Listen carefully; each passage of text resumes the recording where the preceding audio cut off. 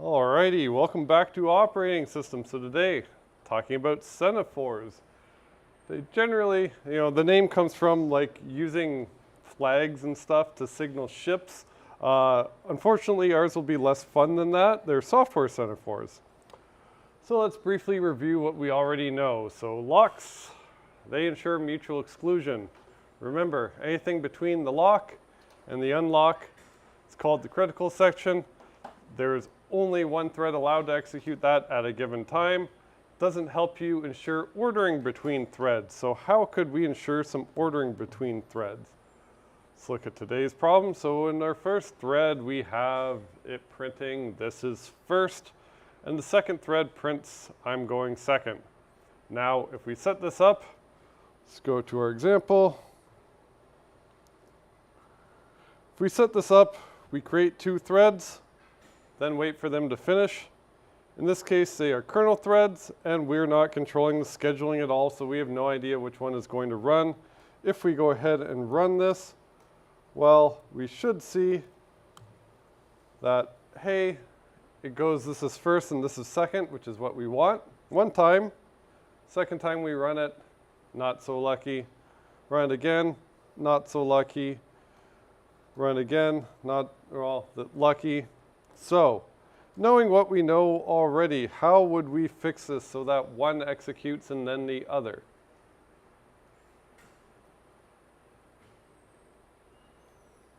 And the solution can be as lame as you want. Yeah. Sleep. Okay, not that lame. Slightly less lame.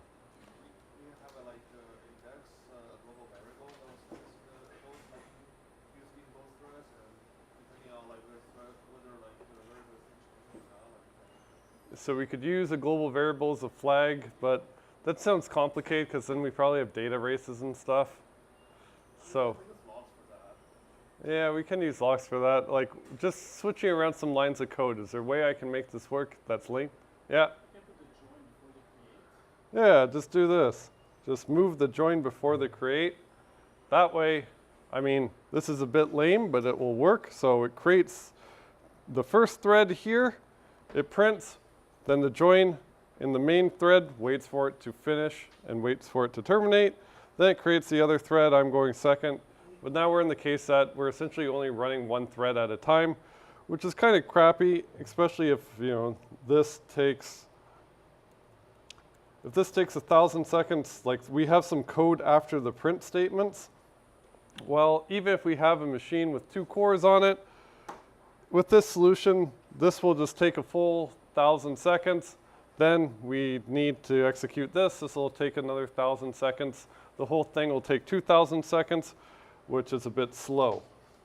So without using any special things, can I fix this with just a simple lock?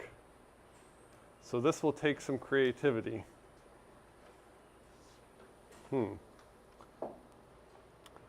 So let's see, what happens if I just create a mutex, I'll initialize it, and then I'll do something crazy.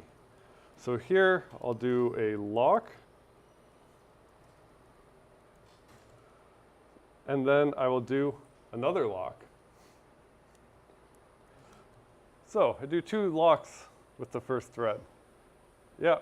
2 identical locks, or? Yep. Why? So why? So I want this line to always print first and this line to always print second. So I can make it so that if the first or second thread executes, it will do a lock call. It'll be successful because it's currently unlocked, so it'll essentially get the key. And then it will try and lock again, and it can't make any progress because, well, it has the lock. And then in the first thread, I will unlock it.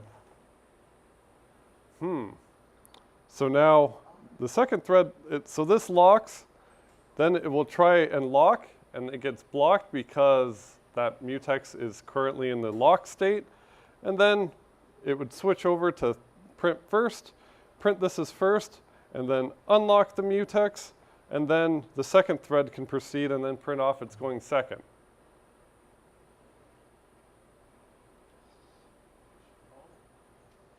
So let's see if my crazy idea worked. Okay, apparently not, because what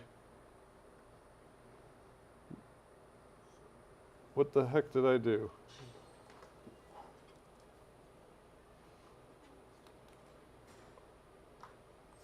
How did I get pages of errors?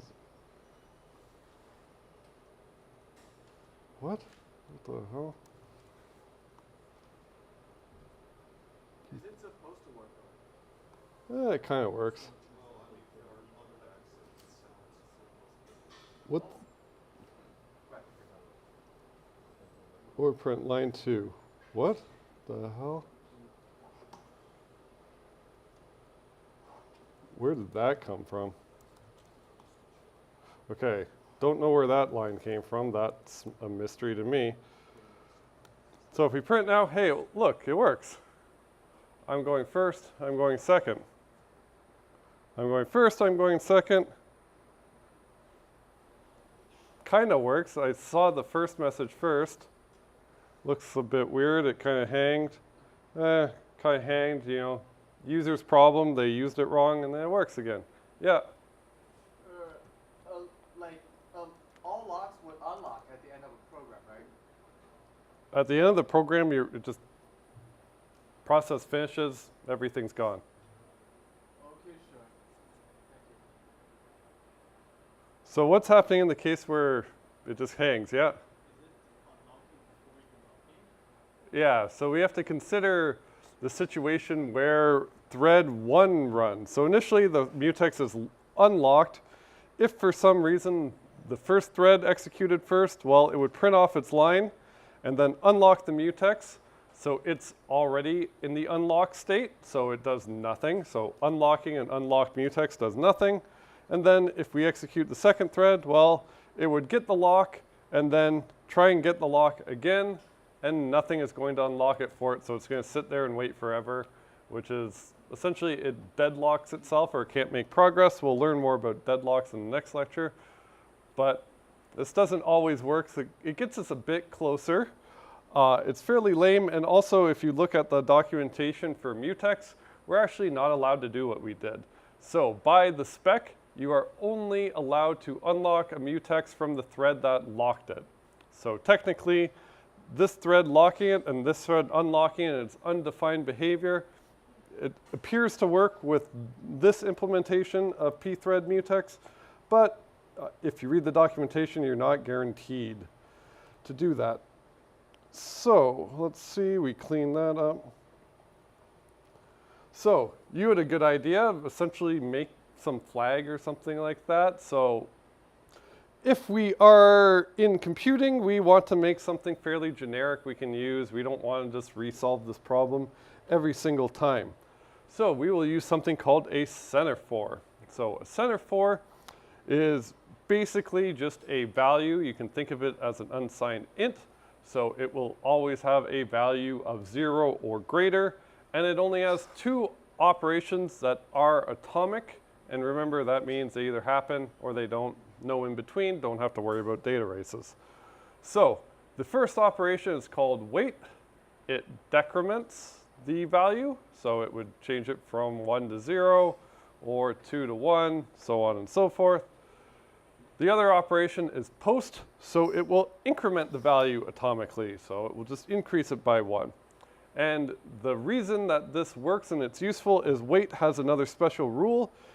Wait will not return until that value is greater than 0. So if that value is 0, whoever called sem wait, which is different than the process wait, will get blocked until it can actually successfully decrement that value to, essentially decrement that value because that value is not allowed to be negative. So it has to, if the current value is 0, it's going to wait until it's at least 1.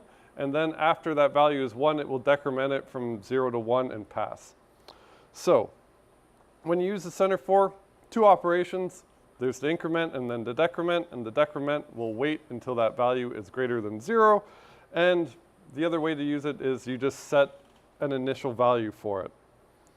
So its API is fairly similar to pthread locks. So you include semaphore.h. You can create one, so you give it a pointer to the semaphore type, and then it has another additional argument. So this p-shared argument specifies whether or not this semaphore should be shared when you fork. So it will put it in shared memory if this value is 1, indicating you want it to be shared across processes. So you can use this to handle ordering between processes if you really want. Otherwise, if this is 0, after the fork, each process will have its own independent semaphore, and they won't affect each other like we know and love. And then the third argument is just the initial value for the semaphore. Then you can destroy it. Then there's this wait function, which again will decrement it. If the current value is 0, it will wait until it is positive. And then try wait is a non-blocking version of wait. So instead of waiting until it is allowed to decrement it, try wait will just try to decrement and tell you whether or not it does. So it's just the non-blocking version, just in case that is a useful thing to do with your implementation. Then the other one is this post. There's no try post because remember, post just atomically increments that value, and you can check all the return values. If they're successful, they should return 0. So now with the semaphore, which is basically a fancy copy of your flag, let's see if we can make this always print this is first and then I'm going second.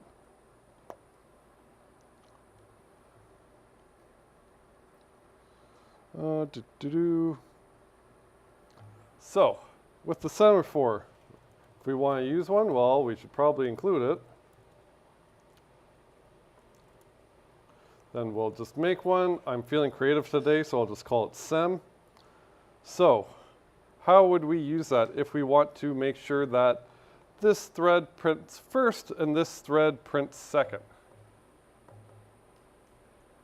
And usually the first thing to do is, easiest thing to do with semaphores is to think about where we need to place our wait call. So what do we want to prevent from executing first? That's probably where we should place our first wait call. So what do we want to prevent from running first? Second. Yeah, at the beginning we want to prevent this from running first. So if we want to prevent that, well, we should probably have a sem wait here. So that alone by itself will just check the current value. If the current value is 0, it will actually block until someone does a post on it. Right now, well, we didn't initialize it, so we should probably initialize it. So sem init sem. We don't care if it's shared. What should the initial value probably be? 0.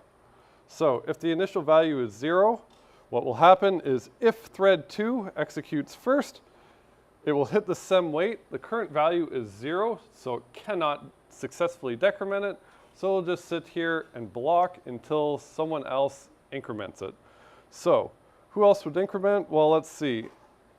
If we just did a sem post immediately in the first thread, that doesn't really prevent anything because it would immediately change the value from 0 to 1. And then we could context switch over to the second thread.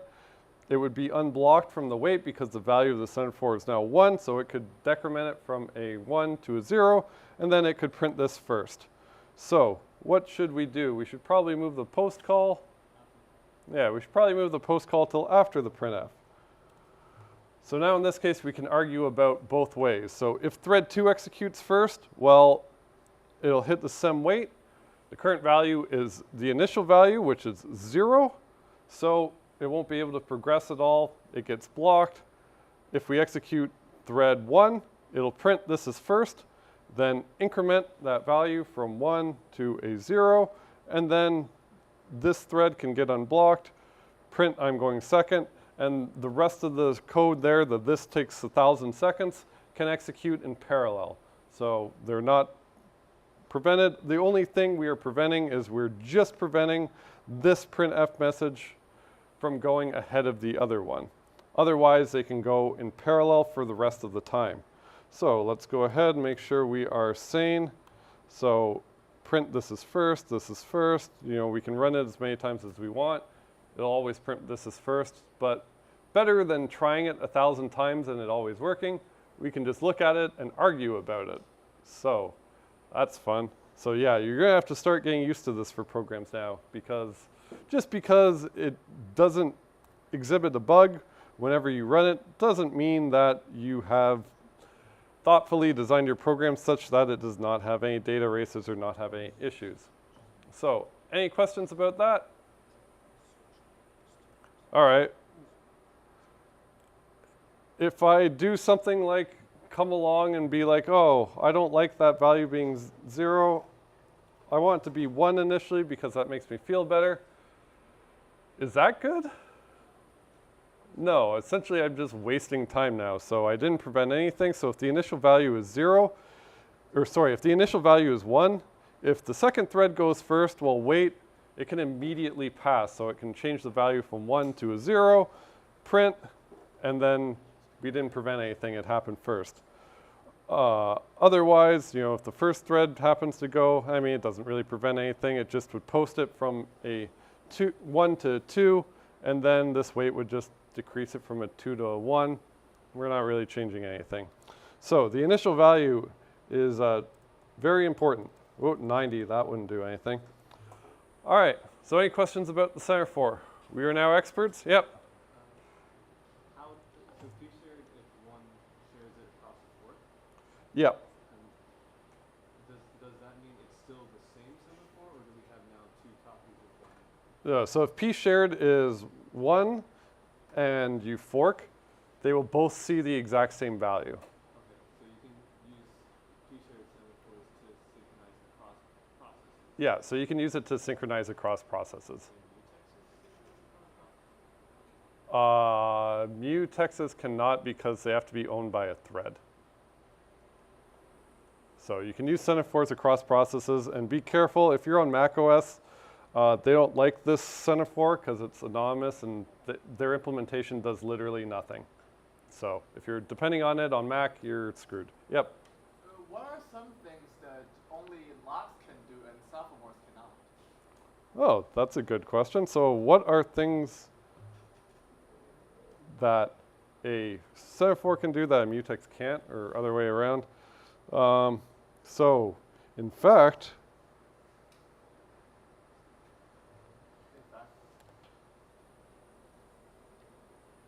we can use a semaphore as a mutex.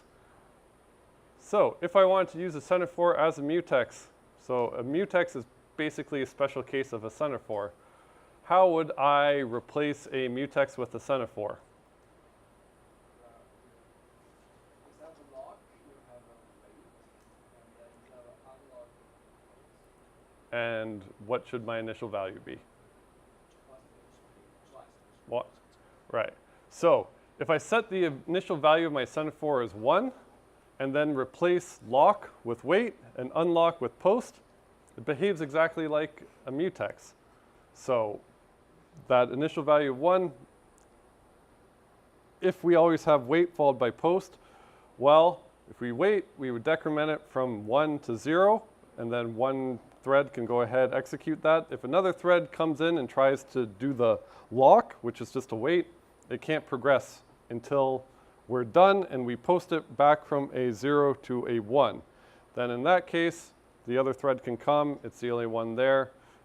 It would do the post as part of the unlock. So a mutex is literally just a special case of a semaphore, but it's really important with the synchronization primitives that you just use whatever you want your intention to be. So if you just want mutual exclusion, just use a mutex because that's all it can do. It's really clear what your intention is, even though you could use a semaphore. Generally, you only use semaphores for ordering things. You do not use them to ensure mutual exclusion. So if you want mutual exclusion, use a mutex. If you need ordering, use a semaphore. Do not use a semaphore for mutual exclusion because, I mean, most of you at the end of this course will just see mutexes everywhere, and you may or may not forget what the hell a semaphore even does. So if you read some code, you might be like, what the hell is a semaphore? I forget. And mutual exclusion, easy. You don't have to care. And that semaphore behavior also depends on the initial value. So if you change the initial value from a 1 to a 2, for example, suddenly it doesn't ensure mutual exclusion at all, even though your lock and your unlock look correct. That initial value is really important. So, as another example too, because you are now going to be using other people's code, so you have to ensure other people's code is essentially what's called thread safe. So if I was to break into a definition of printf, printf could do something silly like this, like 3 write system calls. It just breaks it up all in one, and it assumes your processor just runs sequentially, so this is fine. And in print second, I get 3 system calls. I'm going second. That's fine. If I try executing this, well, if I just have a single thread on my machine, it's going to look the same as anything else, right? If I just use printf or anything. But if I run it now, I get a nice line. This is first, I'm going second, so we got lucky, got lucky, got lucky, got lucky, got lucky. No, we got unlucky. We got this is going first, second. Yeah, that makes sense. Whoops. I was just compiling. I'm first, I'm going second, so lucky, lucky, lucky. This is going first, second. Yikes. Yeah, happened to be the same. So how would I fix this to make sure that it is thread safe, aka it's doing what I intend it to do? So if I start printing a line, I want the entire line printed all at once. I don't want any weird intermixing. So how would I fix this? We use a semaphore. Yeah, we just want a lock for this because we essentially want to make sure that, hey, this runs to completion and it doesn't get interrupted at all by this. So we would probably, easiest thing to do is use a mutex. So we could use a mutex. I can do a creative name. Okay, pthread mutex, lock.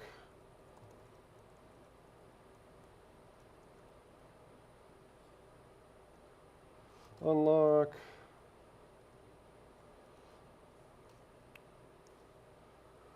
So in this case, if I use the same mutex for both of them, well, I have mutual exclusion between the different critical sections. So if this thread starts executing and it gets a lock, we know for sure it's going to finish these 3 write system calls before the second thread can do anything. Similarly, if the second thread gets the mutex first, it's going to do its 3 calls before thread 1 can do anything.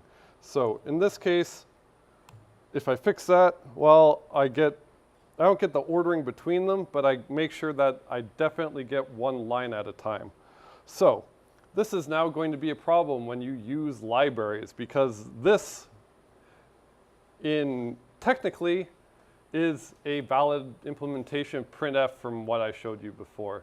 But you wouldn't want to use this if you have multiple threads because it's not really safe. So now when you look at documentation for functions, if you have a threaded application, you want to make sure it is something called thread safe, in which case it is safe to call from multiple threads without calls affecting each other and without essentially messing up whatever you intend. So luckily, printf is thread safe. Luckily, malloc is thread safe, so you can call it with multiple threads and you're guaranteed not to have issues. But in the real world, if you use someone else's code and call their function and you are using threads, you use their function and then you ask them, hey, is the function you wrote thread safe? And if they reply, what the hell is a thread? You do not use their program because it will probably not work. So that's why we take this in this course. This is why it's a required course because, well, guess what? You're going to want things to go fast using a thread. You're going to have these issues. You need to look for at least thread safe. So luckily, all the C standard library stuff is all thread safe. But whoops, but again, calling people's code, not guaranteed to be as such. Okay, so here is that example. If we want to use the Semaphores as a mutex, note the value, so we just set the initial value to 1, and instead of lock, we did wait, instead of unlock, we did post. It's a silly thing, but we could use it as a mutex this way for that count example we saw before. All right, we are experts now. So you've probably seen this before, like a producer-consumer problem, so we're going to make it go fast. So let us assume we have a circular buffer. What's a circular buffer? It's just a fancy way of saying it is an array that just goes back on itself. So if this array has n elements, the indexes would be 0 to n minus 1. So if we're at n minus 1 and we go to the next element, instead of saying this list is done, just goes back to the beginning, just goes back to 0. So in this, we're going to try and make it go fast. So we're going to have multiple producer threads and multiple consumer threads. So what the producers are going to do is essentially write data into this array. They're always going to start at index 0 and then write index 1, 2, 3, 4, 5, 6 in this case, then go back to 0, 1, 2, and it'll just keep going like that. The consumers will read data from the buffer in the same order. So first they will try to read the data in slot 0, then 1, then 2, then 3, then 4, same thing. So since we have multiple threads producing data and multiple threads consuming data, we want to make sure we don't do anything silly. So one silly thing we could do is read from a buffer that doesn't have any valid data in it. So we should only read from places with filled in data. We shouldn't read empty data, otherwise we just wasted our time. We can't do anything. The other thing we should prevent is we should prevent the producers from overwriting data. So let's say if we had like 7 producers, well, it should be able to produce an element here, here, here, here, here, here, here, fill it up, and then it should not overwrite whatever data is in slot 0 until a consumer has read it. So some consumer needs to have read it. Otherwise, I would overwrite the data in position 0, and I would lose that data forever. So let's make this work. So let's go into our code example. So there's a few things going on. So here, my buffer size is 10, and I have written this program, let's ignore it for now, that has quite a few arguments. So we'll just use the first 2. So the first is the number of producer threads. So each of these will be a thread. And then the next is the number of consumer threads. So all the producer threads call this function. So don't worry about this while. This while is just so we have a bounded number of entries to produce. So we don't, if you were to really write this program, this would probably just last forever, and it'd probably just be like while true, do something, or until you run out of data or something like this. In this case, I'm just using a semaphore to keep track of the number of items I need to produce. So ignore this while line, assume it just says while true. All we care about is that every producer thread will essentially execute the body of this while loop. So it's going to sleep for a little bit of time to simulate it doing some work. So this is producing data. It needs to grab some data, I don't know, from the internet, from, I don't know, yeah, from somewhere on the internet, produce some data, will simulate doing some work, and then after it has produced some data, it will fill the slot, and it producing data, we want that to be in parallel with a bunch of other producers and consumers. So this fill slot I have written for you, so it increments the index of that's shared between all the producers. I wrote it, so you know that it's thread safe because I wrote it. So yeah, of course it is. So that will go through and fill slots in order. And then in the consumer, again, ignore the while loop. What each consumer will do is try to empty a slot and then simulate doing some work on that data. So let's go through and run this. So I can run this with, I don't know, just say 10 producer threads and only 3 consumer threads. So if I execute that, I have it printing a red line whenever I have done something bad. So I have my consumers trying to empty slot 0, but I haven't produced a data in slot 0 yet, so I print out an error that the slot is already empty, so why did you read it? Then here, my other threads empty slot 0, another error, empty slot 2, another error, and then my producers run. So they fill slot 0, 1, 2, 3, all the way up to 9. So 0 to 9 are all full. All the buffer has all valid entries in it. Now my consumer thread empties slot 3, which has some data in it, empties slot 4 and 5, which have some data in it, and then my producer thread keeps on going. So it fills in slot 0, which no one has read slot 0 yet. So it's already filled, it just overwrote some data. Then we fill slot 1, it also overwrote some data. Filled slot 2, also overwrote some data. And then we filled slots 3 and 4, which is fine because they were already read. And then we're out of elements to produce, and then it just empties the rest of the slots. So any questions about that? That seems pretty bad. All right, how would we fix this?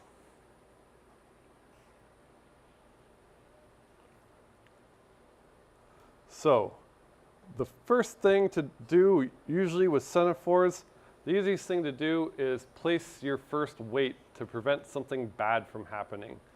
So what is something bad that's happening that I should prevent using a wait? Yeah. You're emptying the slots first. So the producers will fill the slots that you're emptying until you already tried to. Yeah, so I should probably have a wait here because I want to make sure that I don't empty a slot that has no data in it. So this is probably a prime candidate for a wait. What should I call my semaphore?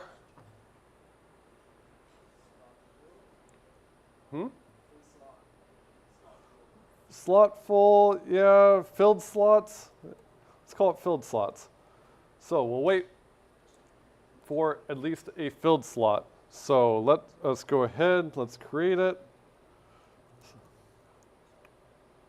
What do we call it? Filled slots. All right. So now we have to initialize it. I was nice. I have this code that calls this initialize so we can have everything nice and together. So we don't care if it's shared, so we hit a 0. What initial value should we use? 0 probably. So if we use 0, that's good because if a consumer thread runs immediately, what will happen is it will hit wait. Currently, the value is 0, so it gets blocked immediately. It cannot empty an already empty slot. So that's good. So if I run this now, it'll work? Hmm? I need to post. Where do I need to post? After fill. After I fill a slot. Okay. Sem post. Filled slots. All right. Am I good now? Is there another Well, let's see. So we feel like we're pretty good.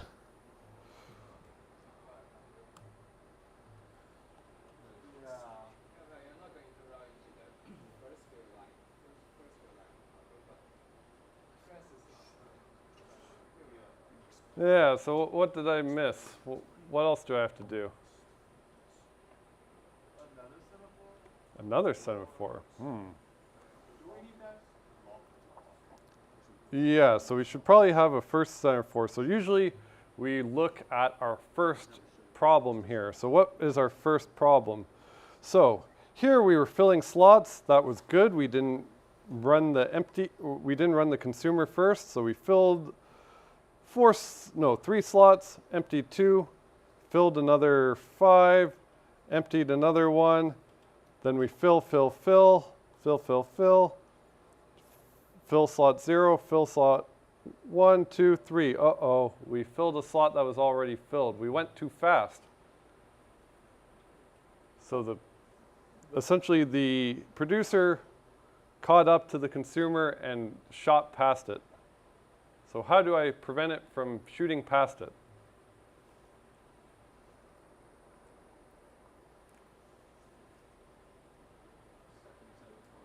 Second semaphore, right? What should the second semaphore keep track of? Yeah, the number of filled slots. So my problem was in my producer. So first thing to do, I should probably put my weight here. I'll call it something like empty slots. And then let's go ahead, create it.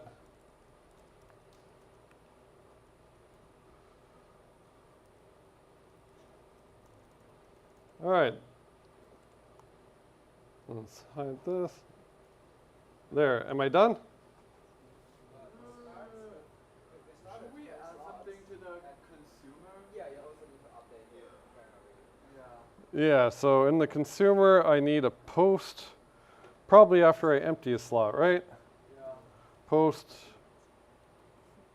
Empty. empty slots. There, am I done now? Initial condition. You start with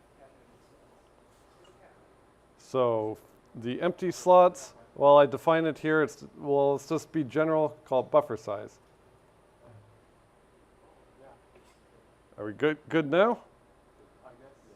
Well, let's try. All right, let us try.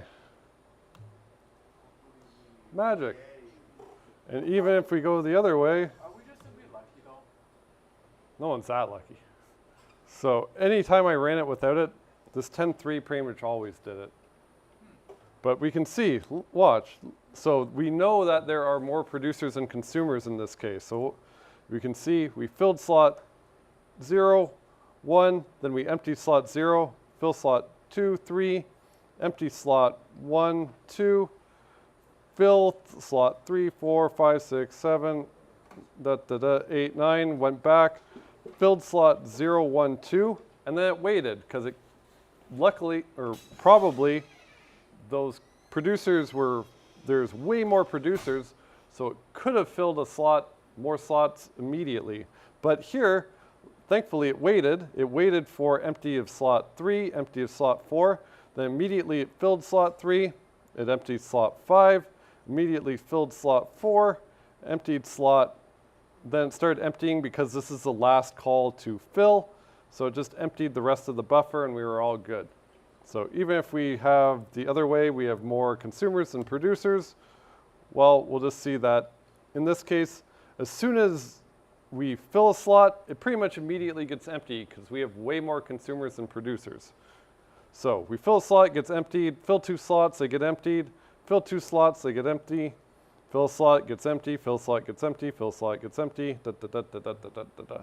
So this will always work. We will not have any of our conditions, so we are good. So we solved the hardest problem we'll see. So wasn't too bad. We just broke it into little steps. We first placed our weight, then set an initial value, placed our post, and then we just did it again. So here is our skill testing question then. What would happen if I did something like that? Something we block forever. Something would block forever? Probably. The producer would wait for a post that would never. Yeah, I think it will, because like if it waits for Yeah, so in this case, if both the initial values are 0, well, if the producer runs first, it hits this wait, can't progress because the current value is 0. Doesn't matter how many they are, none can progress. And then if I call wait in the consumer, current value of filled slots also 0. None of them will progress. So they're waiting for something to post. Nothing is ever going to post. In this case, this is what is called a deadlock that we'll see more of next time because no thread can make any progress whatsoever if we set the initial values wrong. So very important to set our initial values correctly. So everything is in the slide, so we have it.